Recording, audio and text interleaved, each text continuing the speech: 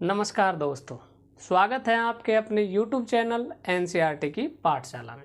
दोस्तों, आज हम पढ़ने जा रहे हैं पदार्थ के बारे में, यानी कि पदार्थ के बारे में आज हम जानेंगे कि पदार्थ होता क्या है, पदार्थ की परिभाषा क्या है, पदार्थ कैसे बनता है, इन सब चीज़ों के बारे में हम जानेंगे।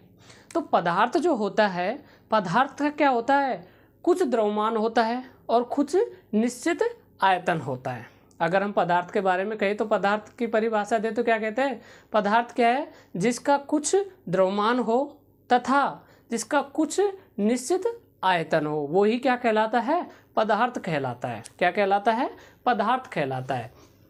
दोस्तों, आपने जो पिछले चैप्टरों में पढ़ा होगा, यानी कि देखा होगा कि जो पदार्थ है वो कैसे बना, पदार्थ किस प्रकार बना, पदार्थ बना तो सही लेकिन कैसे बना।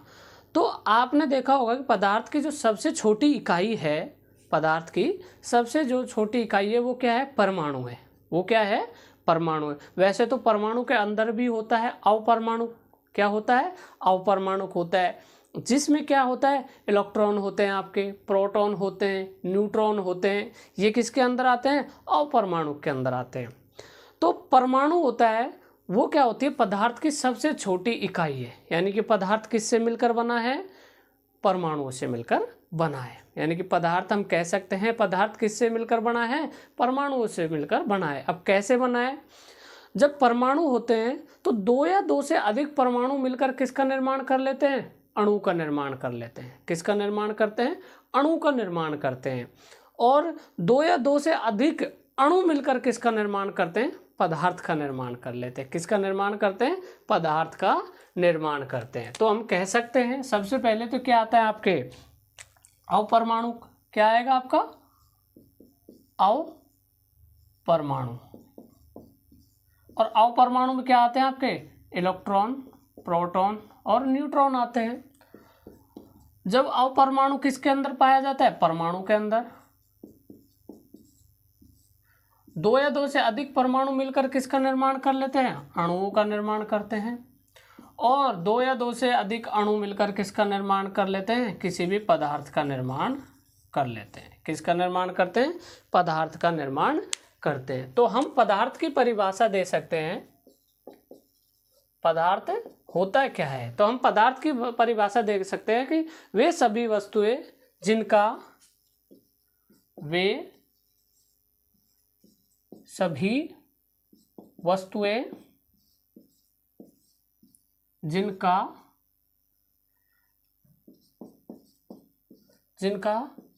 कुछ द्रव्यमान तथा कुछ निश्चित आयतन हो। कुछ क्या हो, कुछ निश्चित आयतन हो, वो क्या कहलाते हैं, पदार्थ कहलाते हैं। पदार्थ कहलाते हैं। यानी कि पहले तो क्या हुआ, पदार्थ की हम परिभाषा दे तो पदार्थ क्या हो गया, वे सभी वस्तुएं जिनका कुछ द्रव्यमान तथा कुछ निश्चित आयतन हो, वो पदार्थ कहलाते हैं। पदार्थ कैसे बना, सबसे पहले आपका जो परमाणु के अंदर क्या पाया जाता है, अवपरमाणु। यानी कि क्या क्या पाया जाता है, इलेक्ट्रॉन, प्रोटॉन और न्यूट्रॉन पाए जाते हैं। तो जब परमाणु होता है, दो या दो परमाणु मिलकर किसका निर्माण कर लेते हैं, अणु का निर्माण कर लेते हैं। और दो या दो से अधिक अणु मिलकर किसका निर्माण कर लेते हैं, पदार्थ का निर्माण कर लेते हैं। पदार्थ की डेफिनेशन देखें तो वे सभी वस्तुएं, कोई भी वस्तु हो सकती है, जैसे ये मार्कर हो सकता है, आप जिसमें देख रहे हो मोबाइल में, कंप्यूटर में, लैपटॉप, पीसी वगैरह, जो ये सब क्या हैं, पदार्थ हैं। आप जो भी आपके आसपास देखते हो, ये सब क्या हैं, पदार्थ हैं। ये सब क्या हैं, पदार्थ हैं। तो उनका कुछ द्रव्यमान होना चाहिए, या क्या होना चाहिए, द्रव्यमान। यानी कि क्या होना चाहिए, उनका कुछ मास होना चाहिए। क्या होना चाहिए, उनका कुछ मास होना चाहिए। और कुछ उनका आयतन होना चाहिए। यानी कि क्या होना चाहिए, कुछ आयतन होना चाहिए। वही क्या कहलाते हैं, पदार्थ कहलाते हैं। वही क्या कहलाते हैं, पदार्थ कहलाते हैं। अब हम अगर देखें तो आपके जो पुराने जो पुराने महर्षि वगैरह थे, तो महर्षि कणाद थे, उन्होंने क्या कहा था कि जो पदार्थ, यानी कि जो भी पृथ्वी पर ये बना हुआ है, ये 5 तत्वों से मिलकर बना है, जिसे पंच तत्व कहते हैं। जिन्हें क्या कहते हैं हम, पंच तत्व कहते हैं। तो उन पंच तत्वों में क्या क्या आता है, तो पंच तत्वों में आता है, पंच तत्वों में आता है, जो आपके पंच तत्वों में आता है, पहला तो आता है पृथ्वी, पहला क्या आएगा, पृथ्वी आ जाएगा। उसके बाद में आ जाता है आपके आकाश, पृथ्वी, आकाश, अग्नि, वायु, जल। क्या क्या आ गया आपका, पृथ्वी आ गया, उसके बाद में आपके क्या आ गया, आकाश आ गया, उसके बाद में क्या आ गया, अग्नि आ गई, वायु आ गया, जल आ गया। यानी कि पृथ्वी आपके आ गया, जल आ गया, उसके बाद में आपके अग्नि आ गई, आकाश आ गया, वायु आ गया। ये सब क्या है, 5 तत्व हैं, यानी कि जिन्हें हम क्या कहते हैं, पंच तत्व। तो इनके बारे में किसने बताया था, महर्षि कणाद ने बताया था। पंच तत्व के बारे में किसने बताया था, महर्षि कणाद ने बताया था। तो इन पंच तत्वों से चाहे कोई सजीव हो चाहे कोई निर्जीव हो, उन्होंने कहा था कि चाहे कोई सजीव हो चाहे निर्जीव हो, ये सब इन 5 तत्वों से मिलकर बने हुए हैं। यानी कि ये सब किन से मिलकर बने हुए, ये पंच तत्वों से मिलकर बने हुए। कुछ यूनानी जो दार्शनिक थे, उन्होंने भी पंच तत्वों से ही मिले हुए बने होने की बारे में बताया। यानी कि उन्होंने भी यही बताया जो आपकी पृथ्वी, अग्नि, आकाश, वायु, जल, ये 5 तत्व है, इनसे ही मिलकर ये सब कुछ बना हुआ है, चाहे वो सजीव है चाहे वो निर्जीव है। ये सब किन से मिलकर बने हुए हैं, ये 5 तत्वों से मिलकर बने हुए हैं, जिन्हें क्या कहते हैं हम, पंच तत्व कहते हैं। जिन्हें क्या कहते हैं हम, पंच तत्व कहते हैं। ये तो हो गए आपके पंच तत्वों के बारे में। अगर आपसे पूछे कि जो पंच तत्व कौन कौन से आते हैं, तो पहला आता है पृथ्वी, आकाश, अग्नि, वायु, जल। ये आपके क्या है, 5 तत्व है। पदार्थ की परिभाषा, वे सभी वस्तुएं जिनका कुछ द्रव्यमान हो तथा कुछ निश्चित आयतन हो, वो ही पदार्थ कहलाते हैं। उसके बाद में आता है आपके जो ये आपके कण हैं, इनके गुण धर्म आते हैं। जो पदार्थ के जो कण हैं, ये इनके गुण धर्म आते हैं। तो कण के गुण धर्म क्या आएंगे, कण के गुण धर्म क्या आएंगे, कण के गुण धर्म। तो पदार्थ है जो किससे मिलकर बना है, कणों से मिलकर बना है। पदार्थ कणों से मिलकर बना है। पहला तो आता है आपके जो पदार्थ है, पदार्थ कणों से मिलकर बना है, पहला तो ये आता है। दूसरा आता है आपके कि पदार्थ के ये कण, दूसरा क्या आता है आपके कि जो ये पदार्थ के ये कण कितने छोटे होते हैं। यानी कि पदार्थ के कण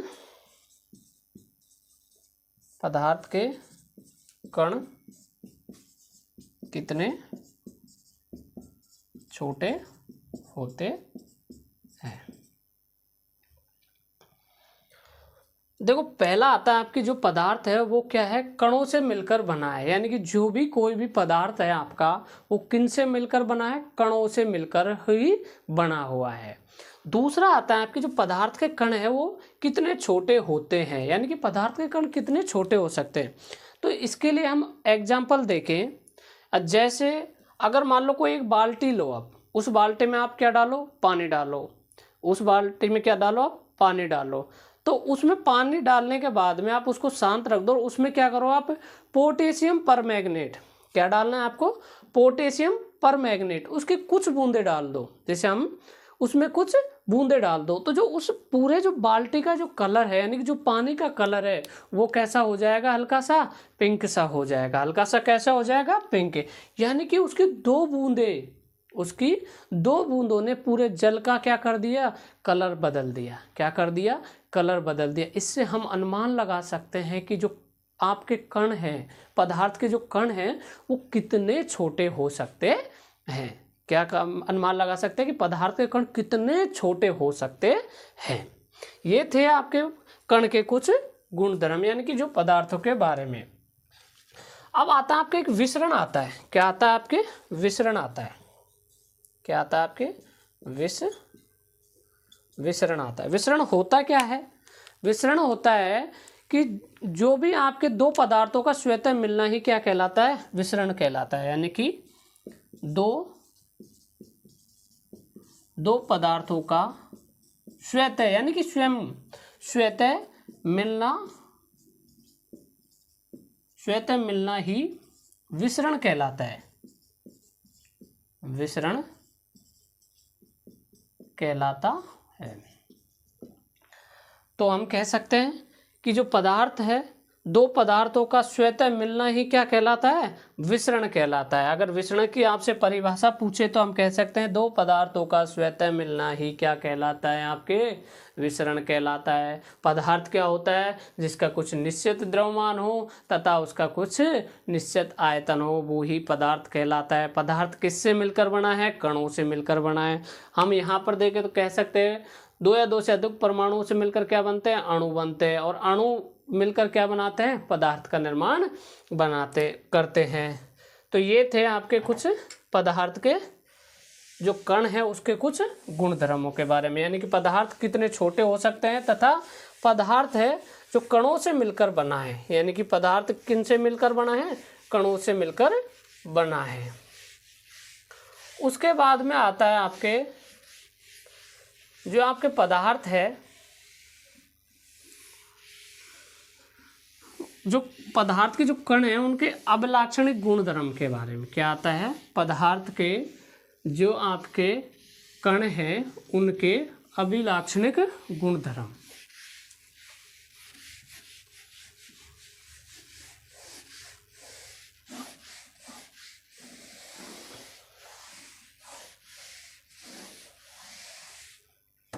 क्या आ गया? पदार्थ के कणों के अभिलाक्षणिक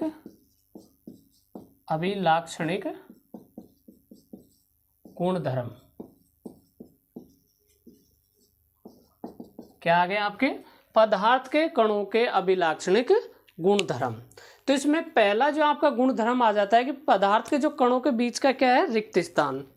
पहला क्या आ जाता है आपके? पदार्थ के कणों के बीच रिक्त स्थान। दूसरा आता है आपके, पहला तो आ गया आपके पदार्थ के कणों के बीच रिक्त स्थान आ गया। दूसरा आता है पदार्थ के कण निरंतर गतिशील होते हैं। दूसरा क्या है? पदार्थ के कण निरंतर गतिशील होते हैं। क्या होते हैं? पदार्थ के कण निरंतर गतिशील होते हैं। जो आपका तीसरा आता है वो आता है कि पदार्थ के कण एक दूसरे को आकर्षित करते हैं। तीसरा क्या आता है? पदार्थ के कण एक दूसरे को आकर्षित करते हैं। अब ये किस प्रकार है इसके बारे में हम देखते हैं।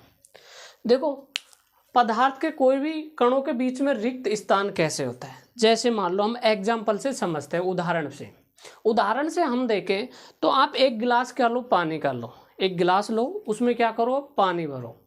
उस गिलास को आप कुछ देर के लिए शांत रखो। उसमें आप कुछ देर बाद में उसमें आप नमक या चीनी यानी कि जिसे शुगर कहते हैं, इसमें से कोई भी एक चीज़ आप उसमें मिलाओ। क्या करो? उसमें एक चीज़ मिला दो। लेकिन मिलाने से पहले आप पानी का जो स्तर है उसको मार्क कर दो, यानी कि उसको चिन्हित कर दो। यानी कि पानी कहाँ तक हमने भरा था उसको क्या कर दो? चिन्हित कर दो। अब उसमें आप 1 चम्मच शक्कर या 1 चम्मच नमक डालो, यानी कि चीनी या नमक कुछ भी डाल दो आप। कुछ देर बाद में जब वो घुलने के बाद में आप देखना कि जितना आपका जो पहले पानी था अब भी पानी उतना ही है। होना तो ऐसे चाहिए कि आपने कुछ और पदार्थ उसमें डाला तो जो आपका पहले जो जल था उसका स्तर बढ़ना चाहिए। क्या होना चाहिए, जल का स्तर बढ़ना चाहिए। लेकिन आपने उसमें जैसे पानी में अगर चीनी या शक्कर डाली तो लेकिन फिर भी उसका जो स्तर है वो की वही है। इसका कारण यही है कि जो आपके पदार्थ के कण हैं उनके बीच में क्या है, रिक्त स्थान है। यानी कि जो आपका पानी है उसमें, उस पानी के जो जिन कणों से मिलकर जो पानी बना है ना, उन कणों के बीच में रिक्त स्थान है। इसे हम आंखों से तो नहीं देख सकते, लेकिन उनके बीच में क्या है, रिक्त स्थान है। अगर रिक्त स्थान है तभी तो जो आपने शक्कर या नमक डाला था वो वहाँ पर जाकर मिल गया, वो वहाँ जाकर उसमें मिल गया, यानी कि उन्होंने वो स्थान अपना घेर लिया। अगर उसमें स्थान ही नहीं होता तो जरूरी है कि पानी का स्तर ऊपर होना जरूरी हो गया था, लेकिन पानी का स्तर ऊपर न होने का एक ही कारण है, क्योंकि उसमें क्या है, जो पानी के कण हैं उनके बीच में क्या है, रिक्त स्थान है। क्या है, उनके बीच में रिक्त स्थान है। तो यानी कि ये क्या है, आपके कोई गिलास या कोई बाल्टी कुछ भी यहाँ पे, ये क्या है आपके कुछ क्या है, गिलास कुछ भी आप मान लो, इसमें आपने यहाँ तक क्या कर डाल दिया, पानी डाल दिया। क्या डाल रखा है, पानी डाल रखा है। और इसमें क्या आपने डाल दी, चीनी डाल दी, या शक्कर चीनी जो भी आप कहते हो, नमक भी डाल सकते हो आप उदाहरण के लिए। अब इसने आपने जब डाला था तो पहले जो जल का स्तर यहाँ था, जल का स्तर यहाँ था, उसमें डालने के बाद में भी जो आपका जल का स्तर है वो यहाँ तक ही रहेगा। कहाँ तक ही रहेगा, जहाँ तक पहले था। अब इससे हमें ये पता चला है कि जो आपका जल है यानी कि जो पानी है उनके जो कण हैं उनके बीच में क्या है, रिक्त स्थान है। उनके बीच में क्या है, रिक्त स्थान है। ये चीज का हमें यहाँ से पता चल सकता है। दूसरा आता है, पदार्थ के कण निरंतर गतिशील होते हैं।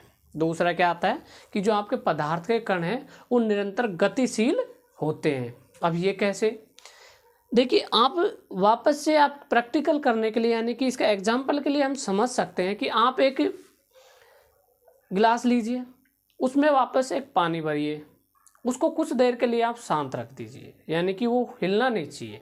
क्या नहीं होना चाहिए, हिलना नहीं चाहिए। कुछ देर बाद में आप उस जो आपका वो पानी है उसमें आप कुछ बूंद स्याही की डाल दीजिए। क्या करो, स्याही की डाल दीजिए, या फिर उसमें कुछ और डाल दीजिए। जैसे मान लो आपने सोडियम जो आपका था कि ये क्या था, पोटेशियम परमैंगनेट, क्या था, पोटेशियम परमैंगनेट। तो आप जैसे ही इसमें डालोगे, जैसे ही आप जल में डालोगे आप, तो क्या होगा कि वो घुल जाता है और कलर चेंज कर देता है पानी का। क्या कर देता है वो, पानी का कलर चेंज कर देता है। हम तो ये सोच रहे थे कि पानी यह जो स्तर है, हम क्या सोच रहे थे, जो गिलास में हमने पानी रखा था वो क्या है, स्तर है, लेकिन वो स्तर नहीं है। स्तर होता तो वो उस पानी का, पूरे पानी का कलर चेंज नहीं होता। अगर वो स्तर होता तो पानी का कलर चेंज नहीं होता। तो पानी का कलर चेंज होने के कारण हम ये अनुमान लगा सकते हैं, हम कह सकते हैं कि जो उसके जो कण हैं यानी कि पदार्थ के कण यानी कि जो पानी के जो कण हैं वो क्या है, गतिशील है। यानी कि कोई भी पदार्थ है उसके कण कैसे होते हैं, हमेशा गतिशील होते हैं। पहला हमें पता चल गया कि कणों के बीच में, पदार्थ के कणों के बीच में क्या होता है, रिक्त स्थान होता है। पहली बात, पदार्थ के कणों के बीच में क्या होता है, रिक्त स्थान होता है। दूसरी, जो आपके पदार्थ के जो कण हैं वो निरंतर कैसे होते हैं, गतिशील होते हैं। कैसे होते हैं वो, निरंतर गतिशील होते हैं। तीसरा होता है, पदार्थ के कण एक दूसरे को क्या करते हैं, आकर्षित करते हैं। क्या करते हैं, आकर्षित करते हैं। अब ये कैसे समझे हम, तो इसको समझने के लिए हम क्या करेंगे, जैसे आप पानी कहीं भी किसी टोटी वगैरह जो नल वगैरह है उसमें से आप पानी आता रहता है, उसको आप खोलिए। जैसे ही उसमें से पानी आता है आप उसमें बीच में अंगुली लगा दीजिए, या कुछ जितना पानी की जो मतलब नल की साइज है उससे कम साइज का आप कुछ भी ले लीजिए और वो बीच में लगा दीजिए। तो वो जो पानी है वो क्या होगा, जैसे आपने पानी ऊपर से गिर रहा है तो आपने जैसे उसके बीच में कुछ लगाया तो पानी क्या होगा, डिवाइड होने लगता है। क्या होगा, डिवाइड होगा। जैसे ही उस पर पड़ा, जैसे मान लो ये कोई पानी का नल आ रहा है, पानी के नल के नीचे मैंने इसको लगा दिया, इसको मैंने रख दिया ऐसे ही, तो जैसे ही पानी इसके ऊपर से पड़ेगा तो यहाँ से तो क्या होगा, वो पानी इधर से और इधर से निकलने की कोशिश करेगा। पानी या इधर से जाएगा, इधर से जाएगा, क्योंकि पानी तो नीचे गिरेगा। जैसे ही वो पानी यहाँ से और यहाँ से जाएगा तो कुछ देर बाद वो यहाँ जाके ये दोनों पानी की जो धाराएं हैं, जल की जो धाराएं, यानी कि इधर से जो जल की धारा जा रही थी, इधर जो जल की धारा जा रही थी, वो कुछ देर बाद में क्या होती है, वो एक हो जाती है, यानी कि वो क्या होती है, मिल जाती है। क्या हो जाती है, वो एक साथ मिल जाती हैं। तो इससे हमें पता चलता है कि जो पदार्थ के कण हैं वो एक दूसरे को क्या करते हैं, आकर्षित करते हैं। क्या करते हैं, आकर्षित करते हैं। यानी कि पदार्थ के जो कण हैं वो एक दूसरे को क्या करते हैं, आकर्षित करते हैं। हमने एग्जाम्पल से समझा। पहला, यानी कि कणों के बीच में रिक्त स्थान होता है, उसके बारे में हमने एग्जाम्पल दिया। कोई भी एक गिलास लीजिए, उसमें पानी रख डालिए और उसमें आप नमक चीनी कुछ भी आप डाल दीजिए। जैसे ही आप डालते हो तो आप उसमें देखते हो कि जो पहले पानी का स्तर था, सेम पानी का स्तर अभी भी उतना ही है।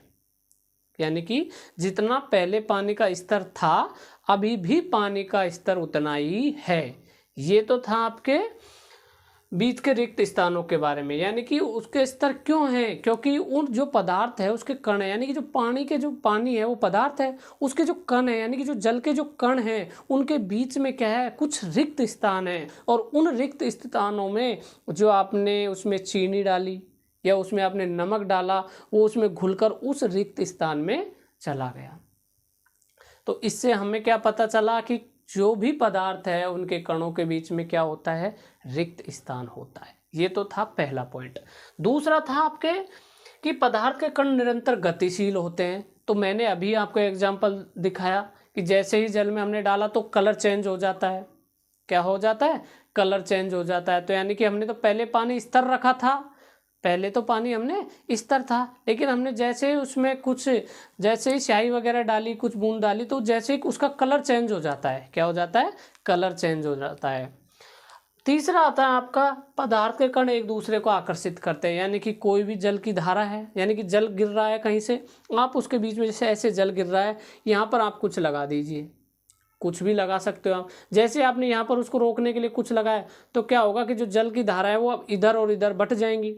जैसे ही जल की धारा इधर इधर बटी तो अब यहाँ से जो जल की धारा आई और यहाँ से जल की धारा आई, कुछ दूरी के बाद में तुरंत वो मिल जाएंगी। क्या हो जाएगा, मिल जाएंगी। मिलने का कारण हम जान सकते हो, जैसे ही वो मिली तो हमें क्या पता चला कि जो पदार्थ के जो कण होते हैं वो एक दूसरे को क्या करते हैं, आकर्षित करते हैं। क्या करते हैं, एक दूसरे को आकर्षित करते हैं। तो ये थे आपके जो पदार्थ के क्या थे, अभिलाक्षणिक गुण धर्म थे। हमने पदार्थ के बारे में जाना, पदार्थ के जो अभिलाक्षणिक गुण धर्म के बारे में जाना। अब जो पदार्थ की अवस्थाएं होती हैं उनके बारे में हम जानेंगे। तो पदार्थ की कितनी अवस्थाएं होती है, पदार्थ की वैसे तो 5 अवस्थाएं होती हैं।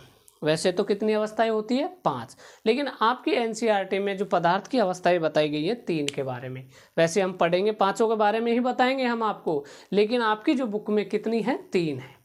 पहला है कि पदार्थ कैसा है, ठोस है। पहले जो अवस्था है पदार्थ की वो कैसी है, ठोस अवस्था। दूसरी द्रव अवस्था यानी कि लिक्विड। पहला तो क्या है, सॉलिड है, ठोस है।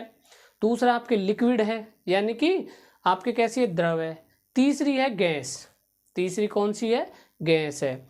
चौथी जो आपकी आती है वो आती है प्लाज्मा। कौन सी आती है, प्लाज्मा आती है। चौथी जो अवस्था है वो कौन सी आती है, प्लाज्मा आती है। और 5वीं आती है बोस-आइंस्टीन। कौन सी आती है, बोस-आइंस्टीन। यानी कि सत्येंद्र नाथ बोस थे, उन्होंने इनकी खोज की थी। किसने की थी, सत्येंद्र नाथ बोस ने की थी। तो पदार्थ की कितनी हम लिख सकते हैं कि जो पदार्थ हैं, पदार्थ की अवस्थाएं, पदार्थ की अवस्थाएं। तो पदार्थ की कितनी अवस्थाएं होती है, 5 होती है। पहली हम लिख सकते हैं ठोस, दूसरी हम लिख सकते हैं द्रव यानी कि लिक्विड, सॉलिड लिक्विड। तीसरी लिख सकते हैं गैस। चौथी लिख सकते हैं प्लाज्मा, प्लाज्मा। चौथी कौन सी हो सकती है, प्लाज्मा हो सकती है। और 5वीं कौन सी हो सकती है, बोस-आइंस्टीन, बोस-आइंस्टाइन,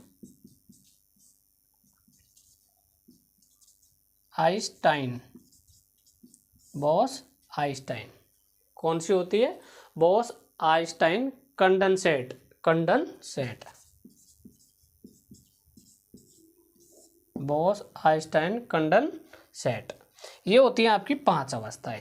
कौन कौन सी हो गई? पहली ठोस यानी कि सॉलिड हो गई, दूसरी लिक्विड यानी कि द्रव हो गई, तीसरी हो गई गैस, और चौथी हो गई प्लाज्मा, पांचवी हो गई बॉस-आइंस्टाइन कंडेंसेट।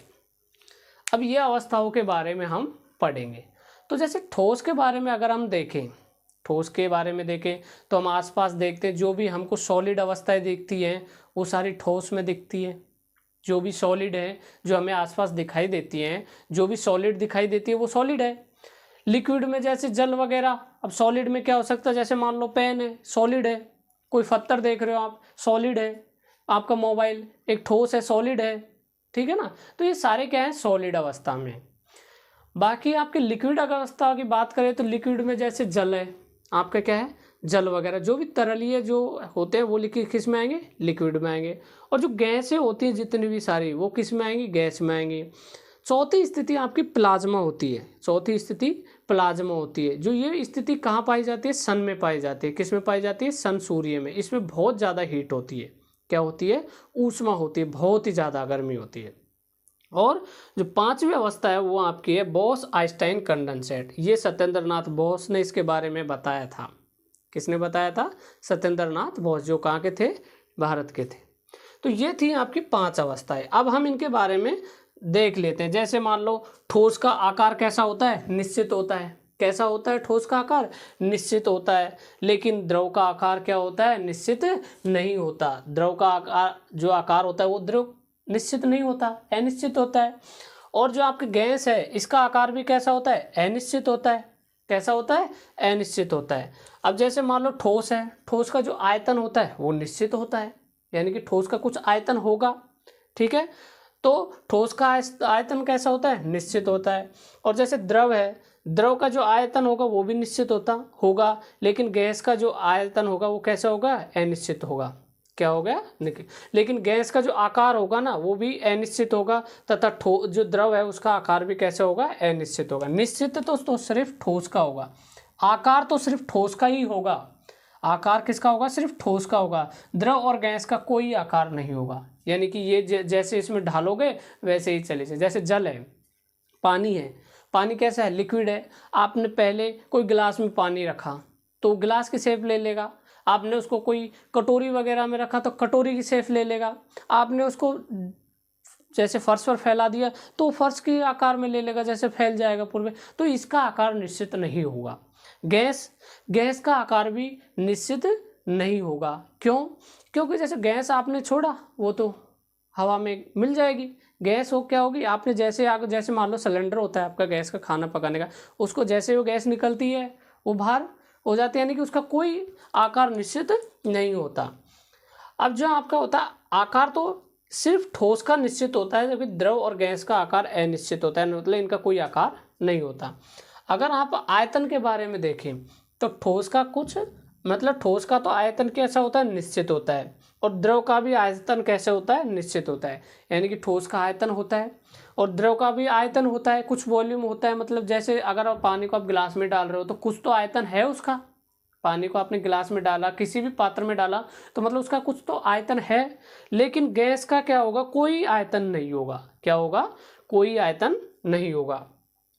अब आप क्या आता है? कणों के बीच की जो मध्य की दूरी, कणों के बीच क्या होगी?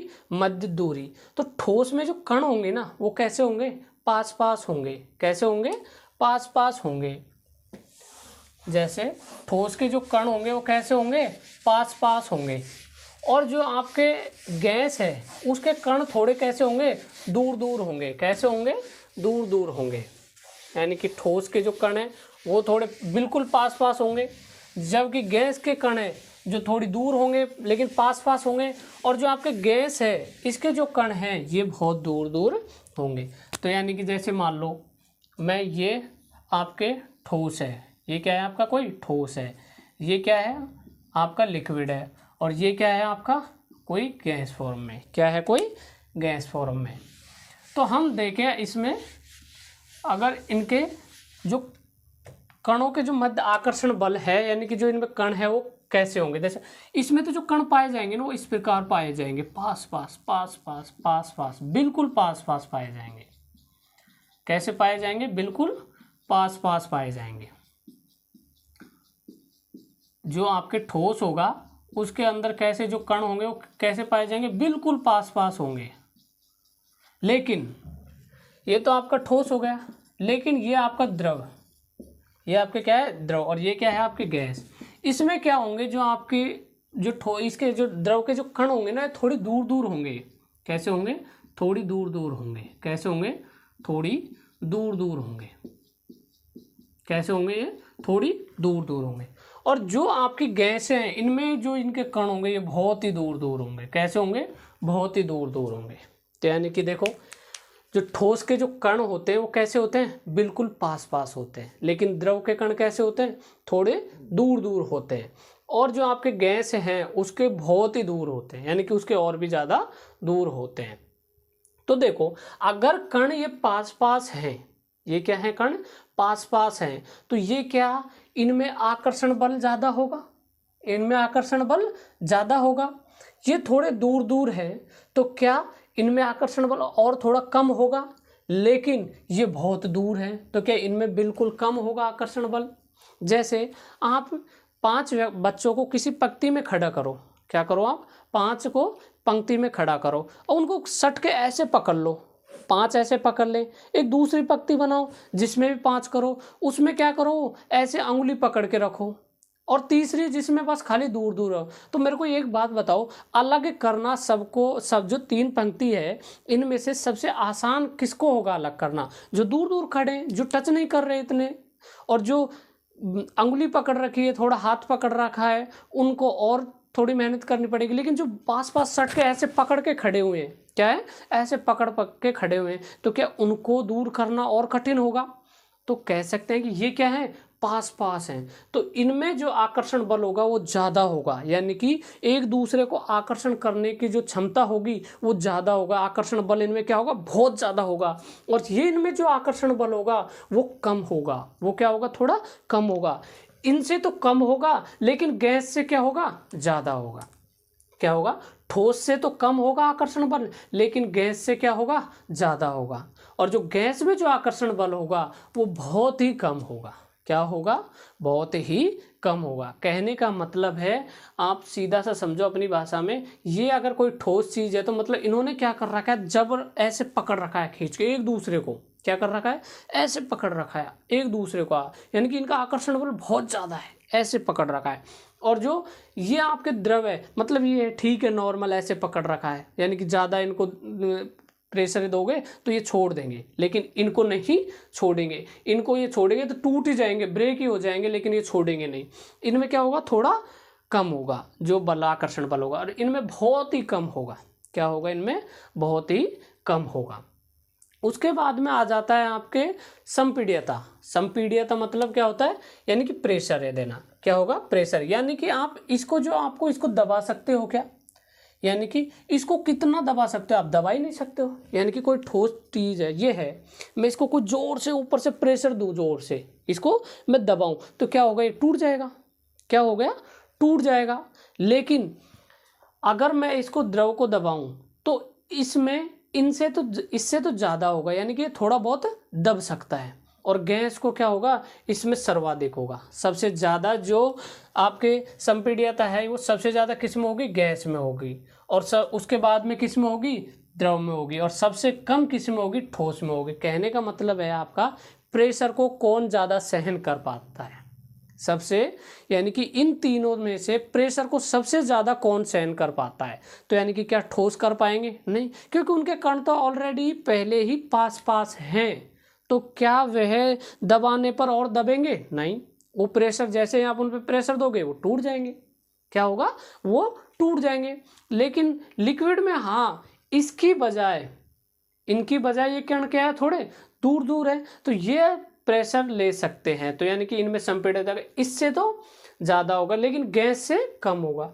अब जैसे गैस देखो, क्या आप गैस को प्रेशर से दबा सकते हो, हाँ दबा सकते हो। जैसे आपके सिलेंडर वगैरह होते हैं, एलपीजी वगैरह के जो सिलेंडर, आप जैसे घरों में जो सिलेंडर आप खाना बनाते हो जिससे, वो उनमें क्या होता है, जो गैस होती है ना उसको क्या करा है, संपीड़ित किया जाता है कम प्रेशर पर, यानी कि कम तापमान पर उसको क्या किया जाता है, संपीड़ित किया जाता है, बहुत ही कम तापमान पर। आपने देखा होगा कि जो सिलेंडर होता है उसमें आप ऐसे हिलाते हो तो उसमें क्या होता है, पानी की तरह हिलता है। क्या होता है, पानी की तरह हिलता है। अपन सोचते हैं इसमें पानी तो नहीं है, अपन को क्या लगता है इसमें तो पानी है, जबकि वो पानी नहीं होता, वो क्या होता है, गैस ही होती है। वो क्या होता है, गैस होती है। अब कैसे, क्या होता है कि जो गैस होती है ना उसमें जो संपीड़ितता की जो होती है वो क्या होती है, बहुत ज़्यादा होती है, यानी कि इसको आप प्रेशर ही कर सकते हो।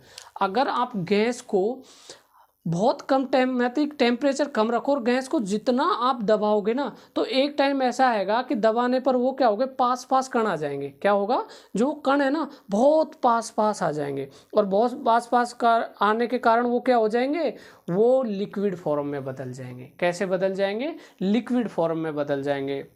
और अगर और ज़्यादा प्रेशर दिया जाता है उस पर तो वो क्या बन जाता है, ठोस में। क्या बन जाता है, ठोस में। क्या बन जाएगी, ठोस बन जाएगी। ठीक है ना। तो शुष्क बर्फ आप किसे कहते हो, कार्बन डाइऑक्साइड को शुष्क बर्फ भी कहते हो, यानी कि शुष्क ठोस बर्फ। तो ये थे आपके ठोस, द्रव और गैस। अब तीसरी बात आती है इनकी घनत्व की, यानी कि घनत्व यानी कि जो डेंसिटी है इनकी वो किसकी सबसे ज़्यादा होती है, किसकी सबसे ज़्यादा होती है। जो तो डेंसिटी होगी वो सबसे ज़्यादा होगी ठोस की। किसकी होगी सबसे ज़्यादा, ठोस की होगी। सबसे ज़्यादा जो डेंसिटी यानी कि जो घनत्व होगा सबसे ज़्यादा किसका होगा, ठोस का होगा। और जो आपके द्रव है इसमें ठोस से तो कम होगा, लेकिन गैस से क्या होगा, ज़्यादा होगा। क्या होगा, ठोस से तो कम होगा लेकिन गैस से ज़्यादा होगा। और जो गैस में जो घनत्व है यानी कि गैस की जो डेंसिटी है वो सबसे कम होगी। क्या होगी, डेंसिटी सबसे कम होगी, घनत्व सबसे इसका कम होगा। तो ये चीज़ें हैं इसमें मुख्य चीज़ें। तो हम इसको सारणी से समझ सकते हैं। वैसे मैंने आपको अच्छे से समझा दिया कि इनकी घनत्व के बारे में, यानी कि किसका घनत्व सर्वाधिक होता है, आकार, आयतन, इन सब चीज़ों के बारे में। फिर भी हम एक सारणी से इसको समझ लेते हैं।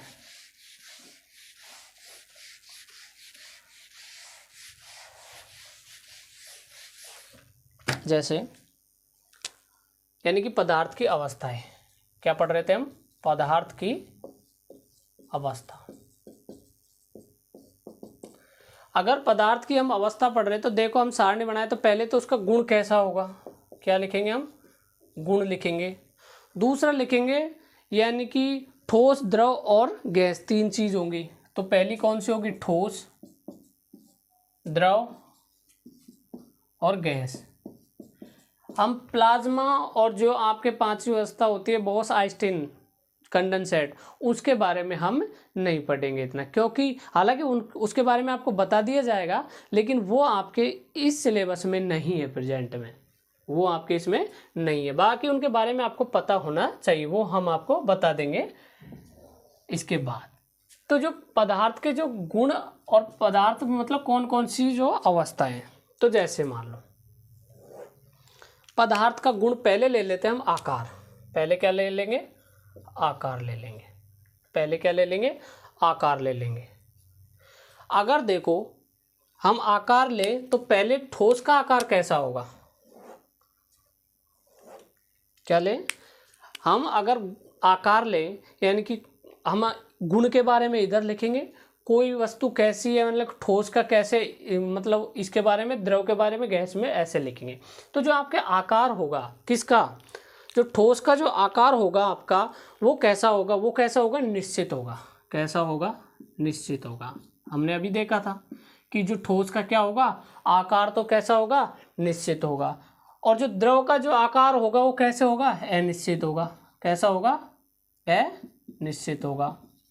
तथा गैस का भी कैसे होगा, अनिश्चित होगा। हमने एग्जाम्पल से समझा कि ठोस का आकार तो निश्चित होगा, यानी कि ठोस का कोई आकार होगा, निश्चित आकार में होगी ठोस वस्तु तो, लेकिन जो आपके द्रव है उसका आकार निश्चित नहीं होगा। क्यों, क्योंकि जैसे मान लो द्रव लिक्विड जल है, क्या है, जल है। जल को आपने गिलास में रखा, किस में रखा, गिलास में, तो उसने क्या ले ली, गिलास की शेप ले ली। अगर आपने कटोरी में रखा तो कटोरी की ले ली, बाल्टी में रखा बाल्टी की ले ली। तो इसका कोई आकार निश्चित नहीं है। तो इसका कोई आकार निश्चित नहीं है। उसके बाद में गैस, गैस का तो कोई आकार होता ही नहीं है, गैस का कोई आकार होता ही नहीं है। दूसरा आ जाता है आपके आकार के बाद में, उसके बाद में आ जाता है आयतन। उसके बाद में क्या आ जाएगा, आयतन आ जाएगा। अब देखो ठोस का कोई निश्चित आयतन होता है जी, बिल्कुल ठोस का क्या होगा, निश्चित आयतन होगा, यानी कि ठोस का कुछ न कुछ वॉल्यूम होगा, निश्चित आयतन होगा। और आपके द्रव का भी निश्चित आयतन होगा, द्रव का भी निश्चित आयतन होगा, तथा गैस का नहीं होगा, गैस का अनिश्चित होगा, यानी कि इसका कोई आयतन नहीं होगा। क्या होगा, कोई आयतन नहीं होगा। पहला आकार ठोस का निश्चित होता है, द्रव का अनिश्चित होता है और गैस का भी अनिश्चित होता है। कैसे, ठोस जैसे मान लो पत्थर है, ये पेन है, मार्कर है, ये मार्कर है, और भी कोई चीज़ जैसे ये, तो इन सब का कुछ तो आकार है, इनका क्या है, आकार है। तो ये सब सारी चीज़ें क्या है, ठोस हैं आपकी, ये सारी चीज़ें क्या है, ठोस है। तो ये इनका आकार तो क्या होगा, निश्चित होगा। द्रव यानी कि जो लिक्विड है उसका आकार अनिश्चित होगा, यानी कि पानी का कोई आकार नहीं होगा, यानी कि पानी को आप जिस शेप में रखोगे वो उसी आकार में अपना आकार ले लेगी। जैसे पानी को गिलास का, बाल्टी जग किसी में भी आप रख दो वो उसी का आकार ले लेगी, तो इसका कोई भी आकार नहीं होता। गैस का भी कोई आकार नहीं होता, ठीक है। उसके बाद में वॉल्यूम यानी कि आयतन, जो आपका ठोस का कोई कुछ आयतन होगा। जैसे मान लो ये कोई आपके ठोस है तो इसका कुछ तो आयतन है, फिक्स है, इसका कुछ न कुछ वॉल्यूम अवश्य होगा, तो इसका कुछ तो आयतन होगा। लेकिन द्रव, इसका भी कुछ आयतन होगा। जैसे मान लो कोई पानी है, बाल्टी में है, तो उस पानी में जो बाल्टी में जो पानी है उसका कुछ न कुछ वॉल्यूम ज़रूर होगा, लेकिन गैस का वॉल्यूम नहीं होगा, यानी कि गैस का आयतन नहीं होगा। उसके बाद में आ जाता है आपके कणों के मध्य आकर्षण बल। क्या आ जाएगा, कणों के मध्य आकर्षण बल।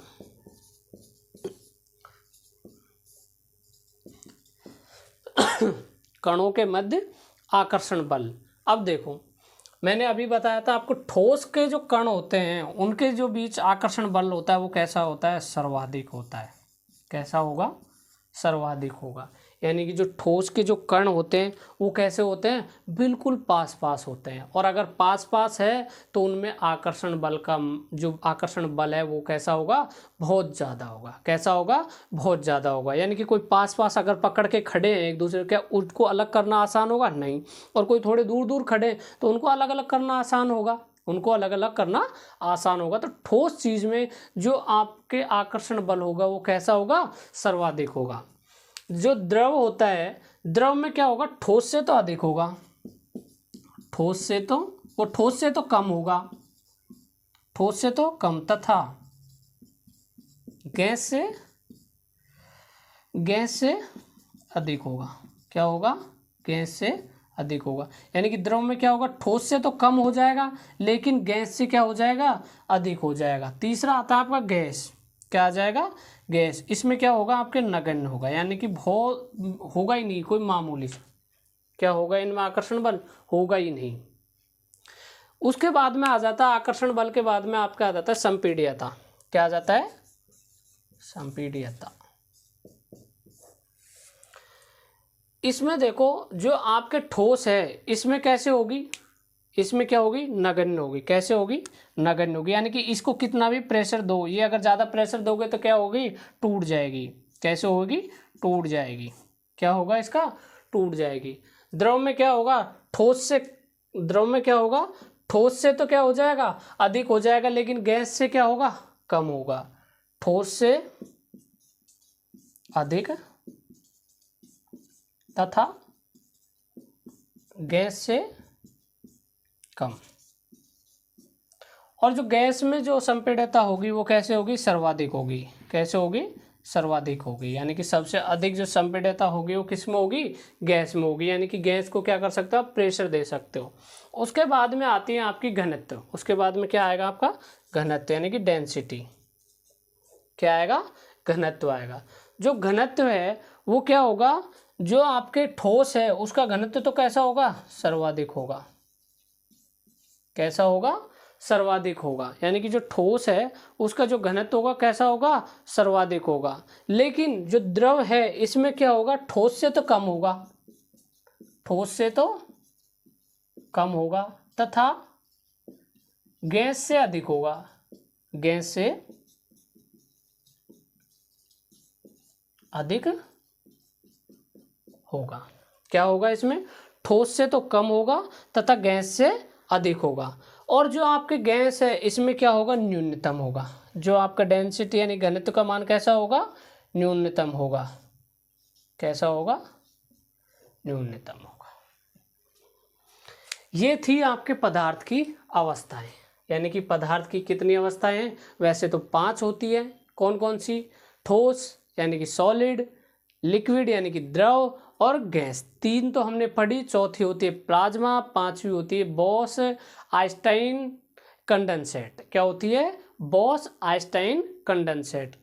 ये होती है आपकी 5 अवस्थाएं। जो आपके प्रेजेंट में आपको कितनी पढ़नी थी, 3 अवस्थाएं। पहली थी ठोस, दूसरी थी द्रव और तीसरी थी गैस।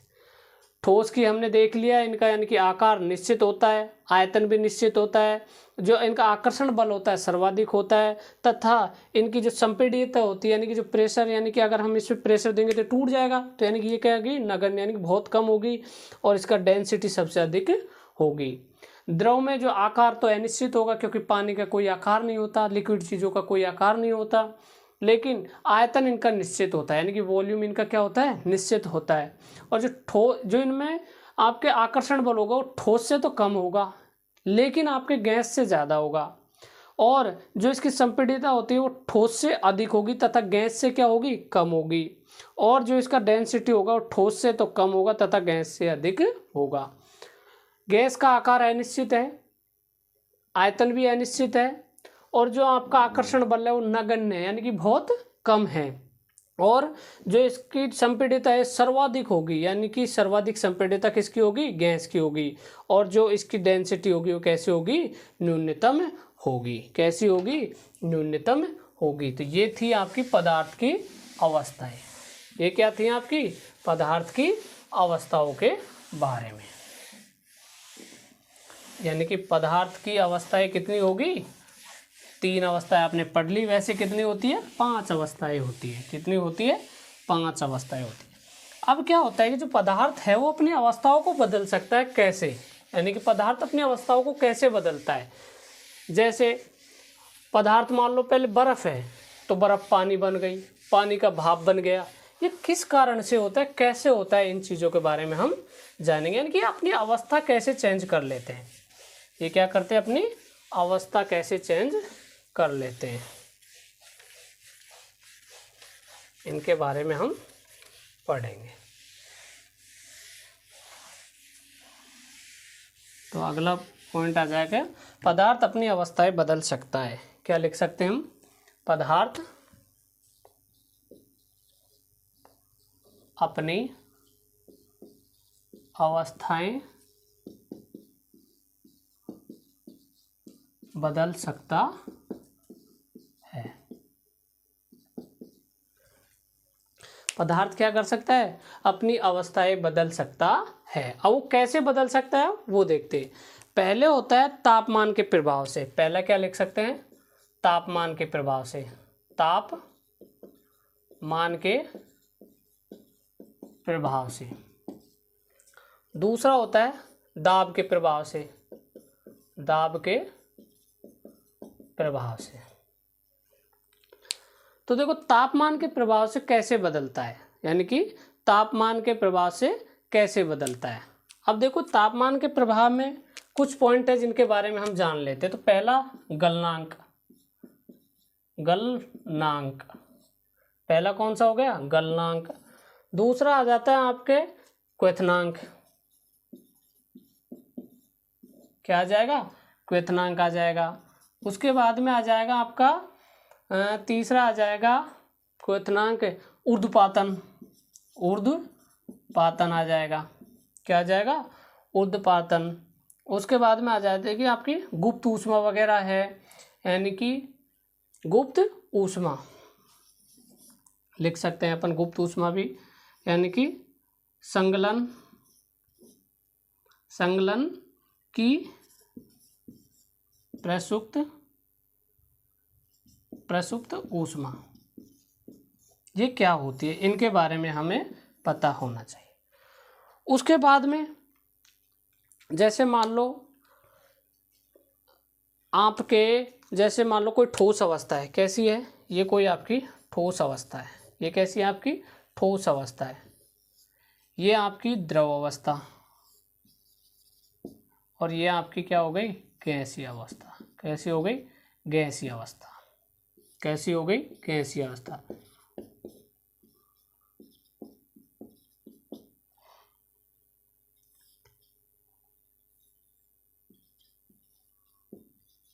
अब देखते हैं, इसको हम समझते हैं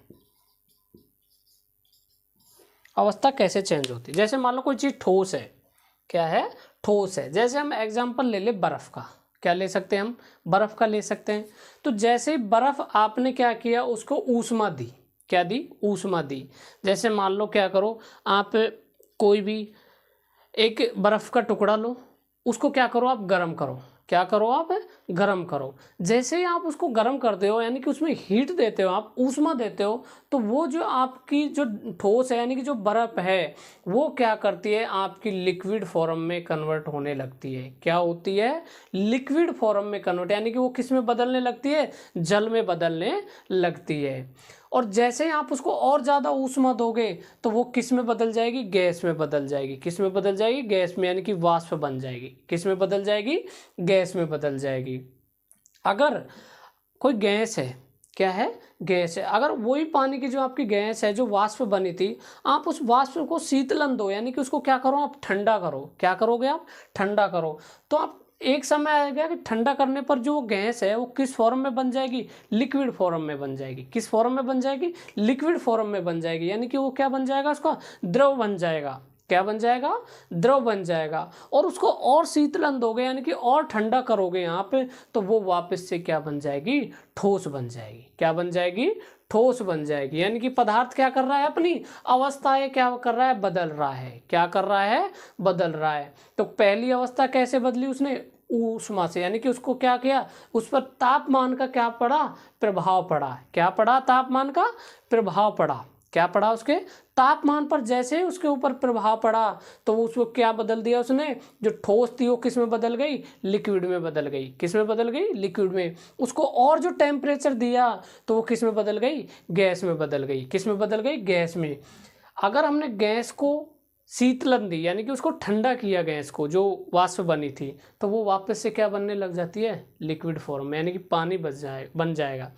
जैसे ही वो पानी बनेगा तो और उसको अगर हम शीतलन देंगे, यानी कि और उसको ठंडा करेंगे, तो वो क्या बन जाएगी, वापस से ठोस बन जाएगी। क्या बन जाएगी, ठोस बन जाएगी। तो यानी कि क्या कर हो रहा है, उसके तापमान के, जो तापमान का क्या पड़ रहा है, पदार्थ के ऊपर प्रभाव पड़ रहा है। क्या पड़ रहा है, तापमान का भी प्रभाव पड़ रहा है। अब जैसे देखो गलनांक क्या होता है, गलनांक क्या होता है, यानी कि एक टेम्परेचर का वो है मान जिस पर कोई भी जो पदार्थ है वो क्या होता है, गलना शुरू हो जाए, यानी कि उसका क्या होगा, गलनांक। यानी कि जैसे मान लो ठोस है, क्या है, बर्फ थी, क्या थी, बर्फ थी। तो बर्फ को हमने जैसे ही हमने इसको गर्म किया, तो बर्फ का टेम्परेचर होगा 2 - 2 3 4 कितना भी था। जैसे हमने उसको गर्म किया, हीट दी, तो उसका टेम्परेचर क्या हुआ, कम होने लगा। क्या हुआ, कम होने लगा। और जैसे ही कम होने लगा, तो वो जो आपके जो ठोस में जो आपकी बर्फ थी,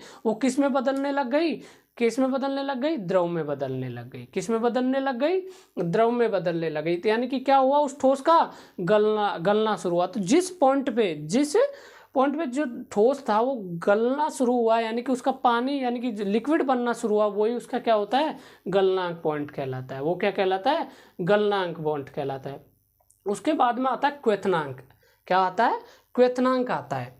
तो क्वथनांक क्या होता है, जैसे ही आपने उस द्रव को, यानी कि क्या किया, उस द्रव को, वो द्रव का जो उबलना स्टार्ट होता है, जैसे उसको आप टेम्परेचर और दोगे, उसको हीट और दोगे, उसके नीचे और हीट जलाओगे, तो क्या होगा, एक टाइम क्या होगा कि वो पानी उबलने लगेगा। क्या होगा, वो जो पानी उबलने लगेगा उसे ही क्या कहते हैं, क्वथनांक कहते हैं। यानी कि पानी का उबलना, यानी कि जो वो पॉइंट होता है जिस पर वो पानी उबलने की स्थिति पर होता है वो क्या कहलाता है, उसका क्वथनांक बिंदु कहलाता है। उसके बाद में आता है आपका ऊर्ध्वपातन। उसके बाद में क्या आता है, ऊर्ध्वपातन। ये क्या होता है, ये आपके गैस की फॉर्म में बदल देता है। क्या होता है, गैस की फॉर्म में बदल देता है। कैसे, ये आपको क्या करेगा, गैस की फॉर्म में बदल देगा। यानी कि सीधा जो आपके ऊर्ध्वपातन है ये सॉलिड को गैस में कन्वर्ट कर देगा। संगलन की प्रस्तुति ऊष्मा, यानी कि ये क्या होता है, जो आपके ठोस है, क्या है आपके ठोस है, जब आपका जो लिक्विड बन रहा था, क्या बन रहा था, ये ठोस, जैसे ये -3-4 डिग्री पे था, तो जैसे इसको ऊष्मा दे रहे थे, हम हीट दे रहे थे, एक टेम्परेचर ऐसा आ रहा था कि ये शुरुआत में पानी नहीं बना था।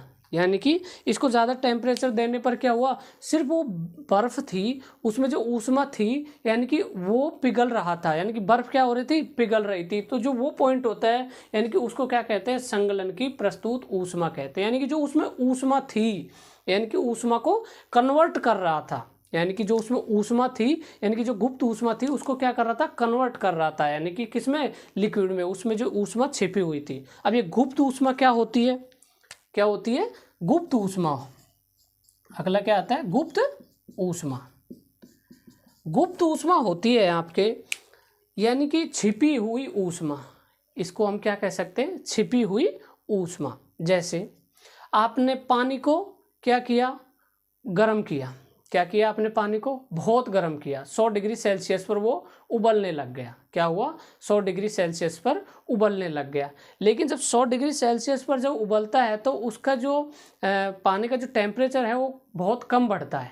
क्या होता है, वो बहुत स्लो बढ़ता है, यानी कि बहुत कम बढ़ता है, यानी कि न के बराबर बढ़ता है शुरुआत। तो जो वो टेम्परेचर नहीं बढ़ता और जो भाप बनती है उसमें, तो वो क्या करता है, जो उसमें अपन हीट दे रहे हैं, नीचे से अपन वो क्या दे रहे हैं, हीट दे रहे हैं, तो वो कहीं तो कन्वर्ट होगी, तो वो क्या हो जाती है, गुप्त ऊष्मा में कन्वर्ट हो जाती है। कहाँ क्या हो जाती है, गुप्त ऊष्मा में कन्वर्ट हो जाती है।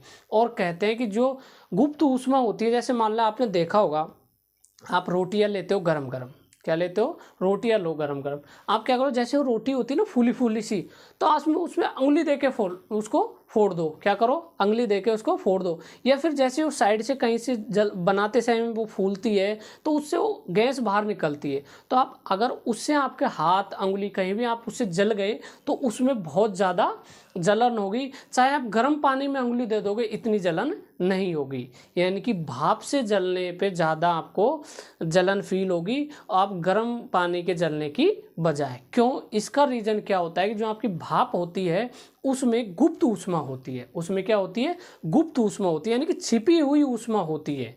और वो छिपी हुई ऊष्मा होने के कारण उससे ज़्यादा आपको जलन फील होगी, यानी कि उसमें ऊर्जा ज़्यादा होगी, उससे ज़्यादा क्या होगी, ऊर्जा ज़्यादा होगी। तो वही क्या कहलाती है, आपकी गुप्त ऊष्मा कहलाती है।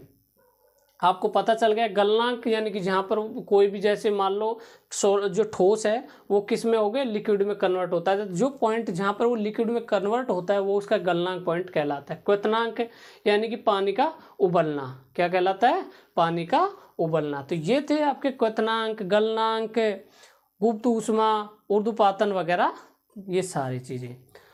तो पदार्थ की हमने अवस्थाएं पढ़ ली, और पदार्थ की जो पहला पढ़ लिया हमने, तापमान का प्रभाव पढ़ लिया। क्या पढ़ लिया हमने, तापमान का प्रभाव पढ़ लिया।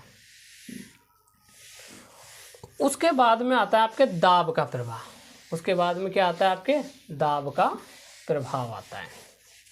यानी कि आपने टेम्परेचर का प्रभाव तो देख लिया, तापमान का प्रभाव क्या होता है आप देखते हैं अपन। दाब का प्रभाव, यानी कि दाब का प्रभाव कैसा रहता है।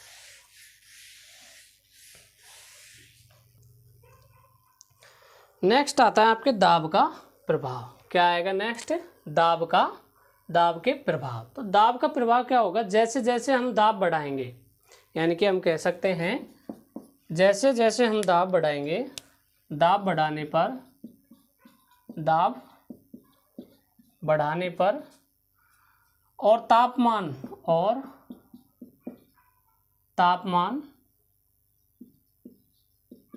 घटाने पर यानी कि दाब बढ़ाने पर ताप घटाने पर गैस द्रव में बदल जाती है। किस में बदल जाती है? द्रव में बदल जाती है। कहने का मतलब है कि जैसे ही आप किसी भी गैस का, यानी कि कोई भी गैस है, आप उसका दाब, उस पर दाब बढ़ाओ, यानी कि उस पर प्रेशर लगाओ और उसका तापमान घटा दो, उसका क्या कर दो? तापमान घटा दो, तो वो कौन सी, यानी कि किस में बदल जाएगी? द्रव में बदल जाएगी। जैसे मैंने अभी आपके बताया एलपीजी वगैरह, क्या होता है? एलपीजी वगैरह से जो इस सिलेंडरों में भरी जाती है, तो ये कैसे भरी जाती है? इनका क्या किया जाता है? पहले तो इनको दाब दिया जाता है, इनके ऊपर क्या किया जाता है? दाब। और फिर उसका क्या कर, यानी कि गैस के, मैंने अभी बताया था, गैस के जो कण होते हैं कैसे होते हैं? दूर दूर होते हैं। तो इनको जैसे आप इसको प्रेशर दोगे तो क्या ये कण पास पास आएंगे? ये कण क्या आएंगे? पास पास आएंगे। और एक स्थिति ऐसी आएगी कि जैसे ही हम इनको दबाते जाएंगे तो ये बहुत पास पास आ जाएंगे। और क्या होता है, अगर कोई कण दूर दूर है तो किस अवस्था में रहेंगे? गैस की अवस्था में रहेंगे। और कण अगर पास पास आ जाते हैं थोड़ा, यानी कि बहुत ज़्यादा पास आ जाएंगे तो ठोस ही बन जाएगा, लेकिन पास पास भी आ जाएं तो वो अपना आकार किस में ले लेते हैं? लिक्विड फॉर्म में ले लेते हैं, यानी कि किस में ले लेते हैं? द्रव की अवस्था में ले लेते हैं। लेकिन अगर उनको और प्रेशर दिया जाए, यानी कि उस पर और दाब लगाया जाए, तो वो किस में अवस्था में ले लेंगे? ठोस की अवस्था ले लेंगे। क्या ले लेंगे? वो ठोस की अवस्था ले लेंगे। तो ये, यानी कि कहने का मतलब है, किसी भी गैस पर, यानी कि अगर दाब बढ़ाने से, अगर कोई पदार्थ है तो दाब बढ़ाने पर और तापमान घटाने पर गैस क्या कर लेती है? द्रव में बदल जाती है। गैस किस में बदल जाती है? द्रव में बदल जाती है। ये था आपके दाब का प्रभाव। ये कौन सा था आपका? दाब का प्रभाव। अब हम देखते हैं कि जैसे गैस का, जो आपको गैस का द्रव में बदलना क्या कहलाता है, उसके बाद में ठोस का द्रव में बदलना क्या कहलाता है, इन चीज़ों के बारे में हम देख लेते हैं। तो जैसे मान लो एक तरफ मैं लिख देता हूँ द्रव, क्या लिख देता हूँ? द्रव। इधर मैं लिख देता हूँ क्या? ठोस। ठीक है। और इधर मैं लिख देता हूँ गैस। क्या लिख देता हूँ? गैस। अब देखो, कोई चीज़ जैसे ठोस है, क्या है? कोई चीज़ ठोस है, तो अगर वो लिक्विड में बदल रही है, यानी कि क्या कर रही है? द्रव में परिवर्तन हो रही है, तो उसे हम क्या कहेंगे? तो हम उसे कहेंगे गलना। उसे क्या कहेंगे हम? गलना, यानी कि संगलन कहेंगे। क्या कहेंगे उसके हम? संगलन कहेंगे। क्या कहेंगे? संगलन कहेंगे। संगलन, संगलन। तो यानी कि कोई भी ठोस है तो द्रव में बदल रही है, तो वो क्या हो रही है? उसका मतलब गल रही है, यानी कि हम उसे गलन भी कह सकते हैं। तो लेकिन यहाँ हम जो यूज करेंगे वो क्या होता है? संगलन होता है। क्या होता है? संगलन होता है। यानी कि कोई भी ठोस वस्तु है, अगर वो लिक्विड में बदल रही है, यानी कि आपकी बर्फ़ है और वो किस में जा रही है? बर्फ़ अपने पानी में बदल रही है, यानी कि बर्फ़ की पहली अवस्था कौन सी थी? बर्फ़ है, यानी कि बर्फ़ है। और दूसरी अवस्था क्या है? उसमें जो आपके लिक्विड फॉर्म में बर्फ़ क्या बन रही है? द्रव बन रही है, पानी बन रहा है बर्फ़ का, यानी कि पानी, बर्फ़ है जो क्या बन रही है? पानी बन रहा है। तो उसे हम क्या कहेंगे? संगलन कहेंगे। उसे क्या कहेंगे हम? संगलन कहेंगे। वहीं अगर पानी को हम जमाते हैं, पानी को हम क्या करते हैं? शीतलन देंगे तो वो जम जाएगा। यहाँ तो हमने क्या देनी पड़ेगी? ठोस को हमें क्या देनी पड़ेगी? ऊष्मा देनी पड़ेगी। क्या देनी पड़ेगी? ऊष्मा देनी पड़ेगी। तो किस में बदलेगी? वो द्रव में बदलेगी, और उसे हम क्या कहेंगे? संगलन कहेंगे। लेकिन आपका जैसे पानी है, पानी को हमें क्या करना है? ठोस बनाना है, यानी कि जमाना है। तो जैसे हम बर्फ़ जमाते हैं तो हमें क्या देते हैं? उसको शीतलन देते हैं। क्या देते हैं हम उसे? शीतलन देते हैं। तो द्रव को अगर हम ठोस में बदलेंगे तो उसे क्या कहेंगे? हम जमना कहेंगे। यानी कि क्या हो रही है? उसका जम रही है। पानी क्या हो रहा है? जम रहा है, यानी कि क्या बन रही है? उसकी बर्फ बन रहा है। क्या बन रहा है? बर्फ बन रहा है। अगर आपका कोई द्रव है और गैस में जा रहा है, यानी कि द्रव किस में बन रहा है? गैस में, तो उसे कहेंगे हम वाष्पीकरण। क्या कहेंगे? वाष्पीकरण। यानी कि उसे हम क्या कहेंगे? वाष्पीकरण कहेंगे। यानी कि कोई द्रव है वो सीधे ही गैस में बन रहा है, यानी कि हम यहाँ कह सकते हैं वो जो बर्फ़ थी, वो बर्फ़ को हमने क्या दी? ऊष्मा दी। क्या दी हमने, उस बर्फ को क्या दी, ऊष्मा दी। तो ऊष्मा देने पर उसका क्या हुआ, संगलन हुआ, उसका क्या हुआ, संगलन हुआ। और संगलन होने के बाद में वो क्या बन गई, द्रव बन गई, यानी कि क्या बन गया, उस बर्फ का पानी बन गया। तो क्या हुआ, संगलन हुआ, संगलन होने के बाद में पानी बन गई। हमने उसे और ऊष्मा दी, उसको हमने और ऊष्मा दी यानी कि हीट दी, तो उसका क्या हो गया, वाष्पीकरण हो गया, यानी कि वो क्या बन गई, वाष्प में बदल गई। और क्या बन गई, गैस बन गई, क्या बन गई, पानी की गैस बन गई। आपने देखा होगा अगर बर्फ को आप गर्म करो तो क्या बन जाता है, पानी बन जाता है, पानी को और गर्म करो तो क्या बन जाती है, वाष्प बन जाती है, गैस में परिवर्तित हो जाता है। तो ठोस का द्रव में बदलना तो कहलाता है संगलन, द्रव का गैस में बदलना कहलाता है वाष्पीकरण। और आपका जो गैस है उसका जो दोबारा अगर द्रव बन रहा है, गैस का क्या बन रहा है, द्रव बन रहा है, तो उसे कहते हैं आप सघनन। क्या कहेंगे, सघनन। क्या कहेंगे, सघनन, यानी कि ये तो है संगलन और ये है सघनन।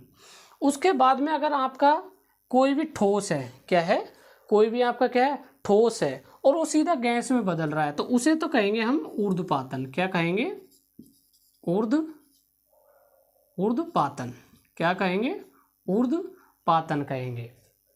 उसके बाद में आपकी अगर गैस है वो आपके ठोस में बदल रहा है तो उसे क्या कहेंगे, निक्षेपण कहेंगे। क्या कहेंगे, उसे निक्षेपण कहेंगे। क्या कहेंगे, निक्षेपण कहेंगे। यानी कि हम कह सकते हैं, पहले हम उदाहरण ले लेते हैं यहाँ से, यानी कि ठोस यानी कि कोई बर्फ़ है, बर्फ़ को हमने क्या दी, हीट दी, बर्फ़ को क्या दी, हीट दी, यानी कि बर्फ़ को हमने क्या किया, गर्म किया। तो बर्फ़ को गर्म किया तो क्या बन गया, पानी बन गया, बर्फ़ को गर्म किया तो पानी बन गया। तो इस चीज़ को क्या कहते हैं, संगलन कहते हैं, यानी बर्फ़ को पानी बनना, इसको क्या कहते हैं, संगलन कहते हैं। जैसे हमने उसे और हीट दी तो वो क्या बन गई, वाष्प बन गई, तो उसे हम कहते हैं वाष्पीकरण। और क्या बन जाती है, गैस बन जाती है। क्या बन जाती है, गैस बन जाती है।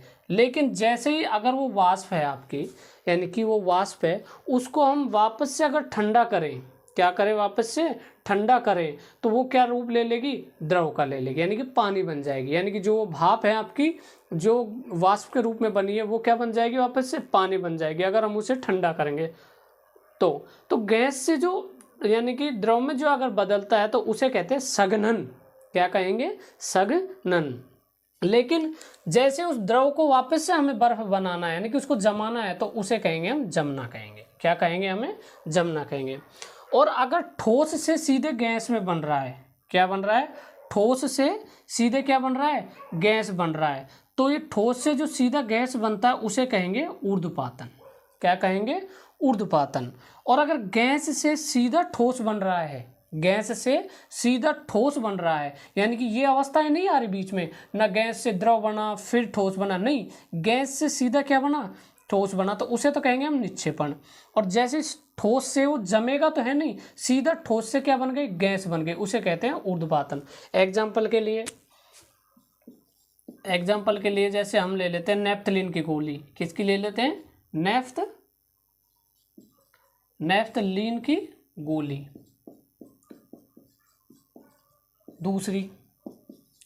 दूसरा ले लेते हैं कपूर की गोली, या अमोनियम क्लोराइड। उसके बाद में आप ले लेते हैं तीसरा कपूर। क्या ले लेते हैं, कपूर। अब देखो इन चीज़ों के बारे में आप देखो, ये मतलब कैसे होता है, जो आपको यहाँ पर पता चल जाएगी ऊर्ध्वपातन क्या होता है। जैसे मान लो नेफ्थलीन की जो गोलियां हैं, क्या है, नेफ्थलीन की जो गोलियां, जैसे मान लो आपके, जैसे सर्दियों में जो आप कपड़े यूज करते हो, गर्म कपड़े वगैरह, रजाई वगैरह, तो क्या करते हो, जैसे सर्दी चली जाती है तो आप क्या गर्म कपड़ों को वापस से रख देते हो।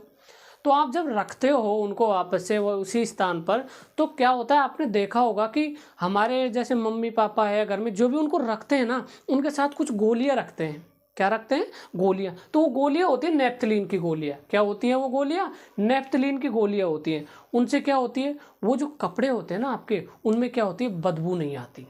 क्या नहीं आती, बदबू वगैरह नहीं आती है, यानी कि उनको हम जैसे रखेंगे वैसे ही हमें मिलेंगी। अब देखा होगा जैसे मान लो आपने वो गोलियां रख दी, तो आप क्या वापस निकालोगे तो जैसे जहाँ पर आपने गोलियां रखी तो ऐसा तो है नहीं आपको वहाँ पर गीला लिक्विड वगैरह मिलेगा या कुछ होगा। तो वो उसमें क्या हो रहा है, वो सीधी जो ठोस की जो गोली है यानी कि नेपथलीन की जो गोली है ना, वो सीधे ठोस से किस में बदल रही है, गैस में बदल रही है। यानी कि वो क्या बना रही है, गैस बना रही है। वहाँ पे क्या बना रही है, गैस बना रही है।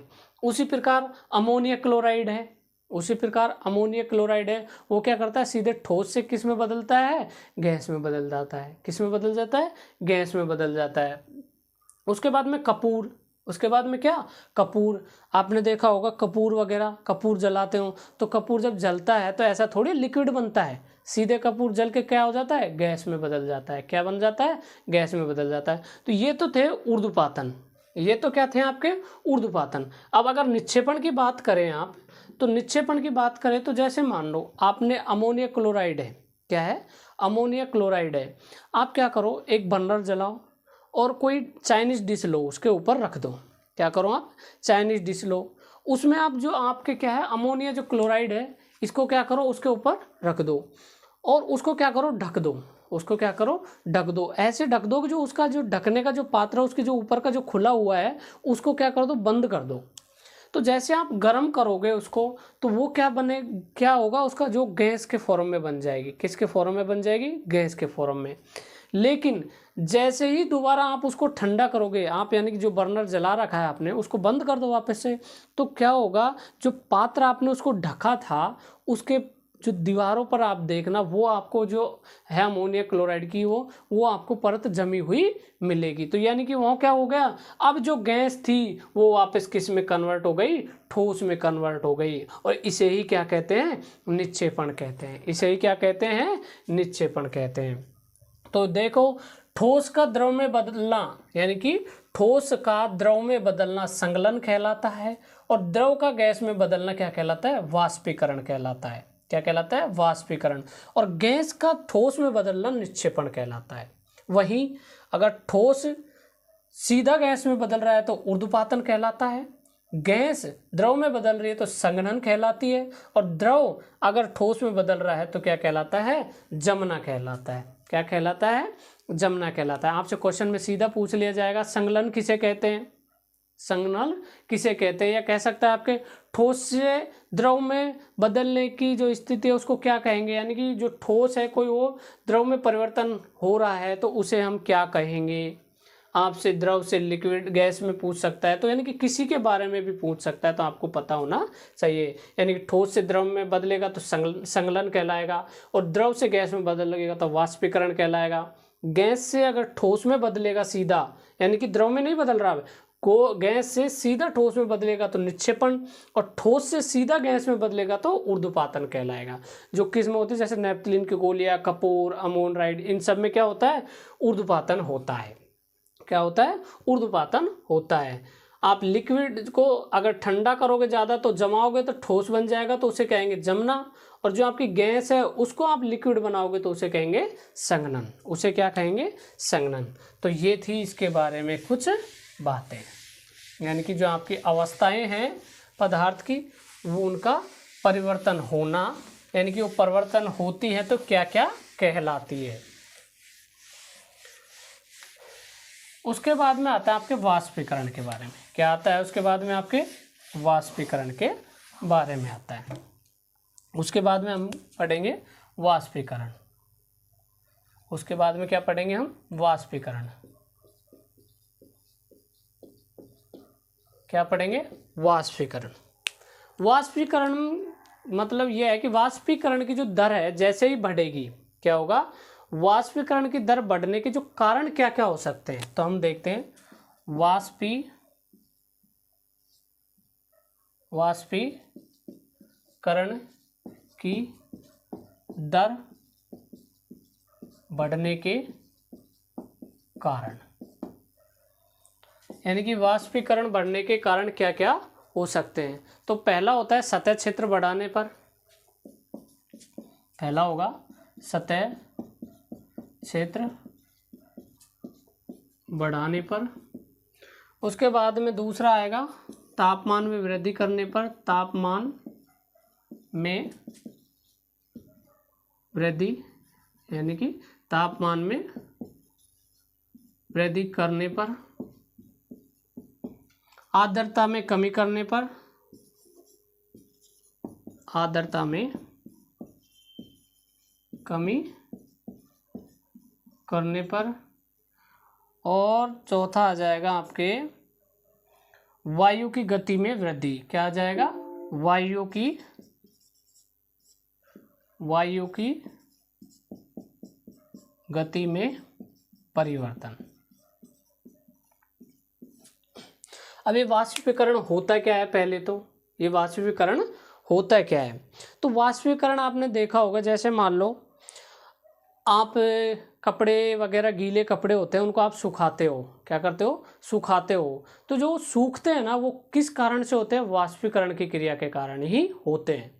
जो आपके मटकी वगैरह में पानी का ठंडा रहना, कूलर से ठंडी हवा का आना, ये सब किसके कारण होता है? वाष्पीकरण के कारण होता है। यानी कि अगर वाष्पीकरण की दर, पहले तो हम ये भी पढ़ेंगे वाष्पीकरण की दर जो बढ़ने के कारण क्या क्या हो सकते हैं। जो आपका, मान लो आपने कपड़े धोए और उनको सुखाना है, तो क्या होगा? जो आपका पानी है वो क्या होगा? वाष्प बन के क्या हो जाएगा? उड़ जाएगा। क्या होगा? वाष्प बन के उड़ जाएगा। उसे ही क्या कहते हैं? वाष्पीकरण कहते हैं। उसे ही क्या कहते हैं? वाष्पीकरण कहते हैं। यानी कि आप लिक्विड है, यानी कि पानी क्या है? लिक्विड। उसमें क्या दे रहे हो आप? हीट दे रहे हो। अगर आप लिक्विड को हीट दे रहे हो तो एक स्थिति ऐसी आएगी कि ज़्यादा हीट मिलने पर या वो क्या होगा? वाष्प में बदलने की कोशिश करेगा। तो उसे ही क्या कहेंगे? वाष्पीकरण कहेंगे। यानी कि हमारे जैसे कपड़े वगैरह होते हैं वो गीले होते हैं, हम उनको सुखा देते हैं। तो जैसे अगर धूप पड़ रही है तो क्या हो रहा है? हीट मिल रही है। क्या हो रहा है?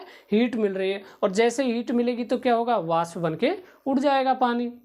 या फिर हवा के वेग से उड़ सकता है, या फिर आर्द्रता में कमी के कारण, आर्द्रता में कमी के कारण, तापमान में वृद्धि के कारण, और सतह क्षेत्र बढ़ाने के कारण। अब जैसे एग्जाम्पल हम समझते हैं। सतह क्षेत्र बढ़ाने के कारण किस प्रकार है? मान लो आपने कोई गीला कपड़ा है। क्या है? गीला कपड़ा है। आप क्या करो? उसको इकट्ठा रख दो ऐसे ही। आप जहाँ भी सुखाते हो उसको, तार वगैरह पे, कहीं पे भी आप सुखा रहे हो, तो उसको क्या करो? जैसे इकट्ठा करके रख दो। यानी कि अगर ये शर्ट है, मैं इसको पानी में डालूं और ऐसे कैसे तार पे ऐसे करके और रख देता हूँ, तो वो क्या होगा? जल्दी नहीं सूखेगी। लेकिन मैं जैसे ये शर्ट है, इसको पानी में डालूँ, धो धा के, और बढ़िया तरीके से एकदम से तार पे आराम से इसे फैला के सुखाऊं। क्या करूं? फैला के सुखाऊं, ऐसे वगैरह कॉलर से यूँ करके और फैला के सुखा दूं। यानी कि इसका क्या करूं? मैं सतह क्षेत्र बढ़ा देता हूं। तो ये जो शर्ट होगी ये क्या होगी? जल्दी सूखेगी। क्या होगी? जल्दी सूख जाएगी। यानी कि इसमें जो वाष्पीकरण की दर है वो क्या होगी? बढ़ जाएगी। क्या होगी?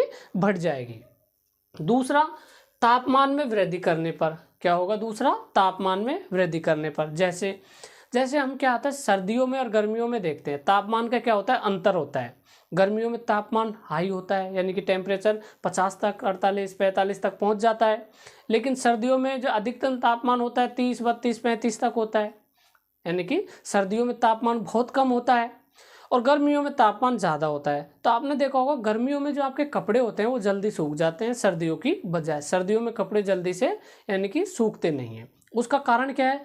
क्योंकि गर्मियों में जो तापमान होता है ना वो ज़्यादा होता है, यानी कि तापमान बढ़ेगा, तापमान की दर बढ़ेगी, यानी कि तापमान में वृद्धि होगी तो वाष्पीकरण भी क्या होगा? ज़्यादा होगा। तापमान की दर कम होगी तो वाष्पीकरण की दर भी क्या होगी? कम होगी। यानी कि टेम्परेचर का क्या हो रहा है? फर्क पड़ रहा है। यानी कि टेम्परेचर बढ़ रहा है, वाष्पीकरण की दर बढ़ रही है। टेम्परेचर घट रहा है तो वाष्पीकरण की दर भी घट रही है। उसके बाद में आता है आर्द्रता की कमी। क्या आता है? आर्द्रता की कमी। अब इसको भी हम जैसे मौसम के हिसाब से देखें तो जैसे आप एक तो गर्मी होनी चाहिए और एक हो बरसात। क्या हो? बरसात। या आप ले सकते हो सर्दी या बरसात में ले लो। तो जो सर्दी और गर्मी में क्या होता है कि आर्द्रता है, क्या होता है? आर्द्रता में क्या होती है? कमी होती है सर्दी और गर्मियों में बजाय बरसात के दिनों में। बरसात के दिनों में क्या होता है? आर्द्रता ज़्यादा होती है, यानी कि जो वायु में पानी की नमी, यानी कि पानी की जो मात्रा है वो क्या होती है? ज़्यादा होती है। अब जैसे मान लो अगर पानी की जो मात्रा है वायु में ही ज़्यादा होगी पहले से, तो क्या वो जो वाष्पीकरण की दर को बढ़ा पाएगी? बिल्कुल नहीं, क्योंकि उसमें ऑलरेडी पहले से ही पानी है, उसमें पहले से ही पानी है। यानी कि आपने देखा होगा बरसात के दिनों में हमारे कपड़े क्या है, आसानी से सूखते नहीं है, जल्दी से सूखते नहीं है, 2-2 3-3 दिन ऐसे हो जाते हैं, या फिर हमें उसे मशीन वगैरह में सुखाना होता है। तो आपने देखा होगा तो क्या हो रहा है, आर्द्रता की कमी हो रही है। यानी कि बारिश के दिनों में आपके आर्द्रता में कमी हो रही है, और आर्द्रता में कमी हो रही है तो वाष्पीकरण की दर घटेगी, वाष्पीकरण की दर घटेगी। तो आर्द्रता में कमी होने पर वाष्पीकरण की दर भी क्या हो जाएगी, कम हो जाएगी। उसके बाद में वायु की गति में परिवर्तन करके, अब जैसे मान लो एक टाइम ऐसा होता है कि हवा नहीं चलती, वायु का मतलब हवा नहीं चलती है ना, उस टाइम क्या होता है, कपड़ा थोड़ा देरी से सूखता है। लेकिन आपने कभी कभी देखा होगा कि तेज़ हवा चल रही है, क्या हो रहा है, तेज़ हवा चलती है, तो आप जैसे ही कपड़े सुखाते हो तो झट से सूख जाते हैं, क्या होता है, झट से सूख जाते हैं। तो क्या हुआ है, इसमें वायु की गति का में परिवर्तन हुआ है, तो मतलब क्या हुआ है, वाष्पीकरण की दर में भी परिवर्तन होगा। क्या होगा, वाष्पीकरण की दर में भी परिवर्तन होगा। पहला था सतह क्षेत्र बढ़ाने से, दूसरा था तापमान में वृद्धि करने से, तीसरा था आर्द्रता की कमी करने पर, चौथा था वायु की गति में परिवर्तन करने पर। तो ये थे वाष्पीकरण की जो दर है वो बढ़ने के क्या क्या कारण हो सकते हैं। तो ये आपके चैप्टर में था, पूरे जो आपके पदार्थ वाला जो चैप्टर है उसमें ये सारी बातें थी, हमने पढ़ा पदार्थ के बारे में सब कुछ टोटल।